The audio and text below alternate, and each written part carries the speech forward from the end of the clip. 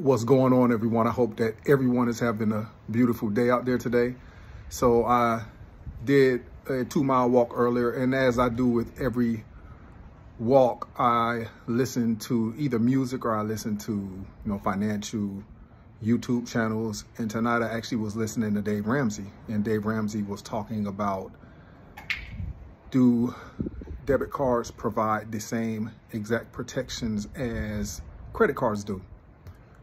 And, of course, he said that debit cards and credit cards provide the exact same protection. And I do agree with him. They do provide the same exact protection. However, I personally believe that he was being disingenuous only because, you have to take into consideration the fact that debit cards are tied to people's checking accounts.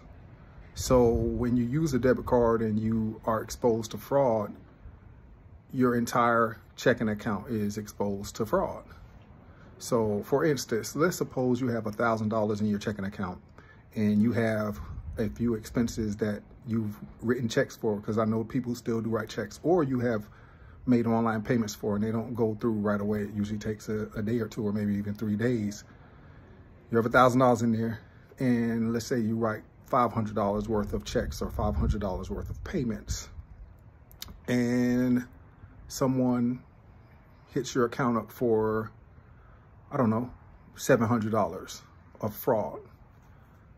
When those $500 hits, those are going to be pretty much rejected or accepted with a bunch of over limit fees, whatever fees that your bank or credit union charges you. A lot of time they're $29, $39.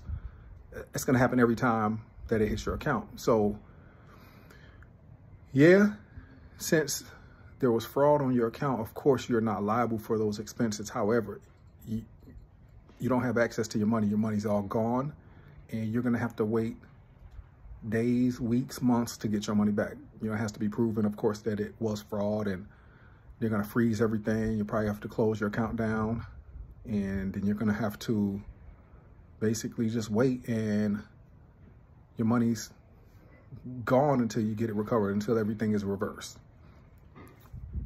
Same situation with a credit card. If a credit card has fraud on it, if somebody steals your credit card information and they run up $50,000 or whatever it may be, $500, it's not attached to your checking account. So when you dispute those charges, they might close your account and give you a new card, and you're not liable for anything. Just like you weren't liable with the debit card purchases, but this money has not impacted your checking account one iota. So you're good to go there. Whatever checks you've written or whatever online payments you've scheduled, they'll go through as normal, and your checking account is not at risk. So it's really a convenience thing as much as it is a money thing as well. Like, who wants to be out all of their money? And that's why I'm a huge advocate of using credit cards for as many purchases as possible.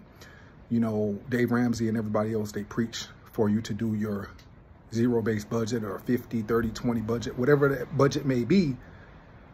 And the importance of having a budget and the purpose of having a budget is so that you can allow yourself to spend money as you please within a reasonable range, So if you have given yourself a budget and you are sticking to the plan, what's the issue with using credit cards? If you know that I have $100 a week for groceries, it doesn't matter if you use a debit card or a credit card.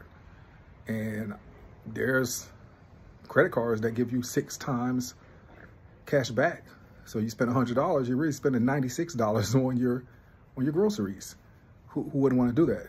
I have the American Express Gold Card, which I love, by the way, and it gives me 4 times points on every grocery purchase. So I just spent like $149 at the neighborhood Walmart, and it codes as a grocery purchase as opposed to the super Walmart, which is just a regular one-time purchase. So that $149 I spent would be about 600 points or 596 points, which, is great when you talk about the rewards game. So in the short, Dave Ramsey's correct that debit cards provide the same protection as credit cards do. However, as I said, I think he was being disingenuous because he knows that it's going to negatively impact people's checking accounts, because most people don't just have a ton of money sitting around in their checking accounts to account for fraud.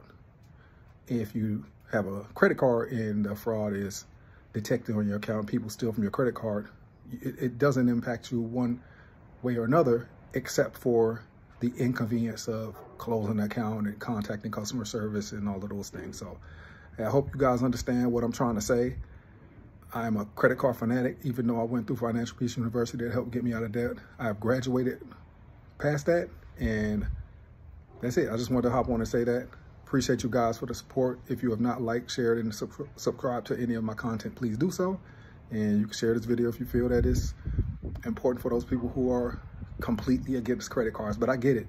Dave Ramsey has established his brand based off of hating credit cards and telling people not to use credit cards under any circumstance. So, of course, now he can't reverse course, no matter how incorrect he may be in certain areas. All right. Well, I appreciate you guys. Y'all have a great day.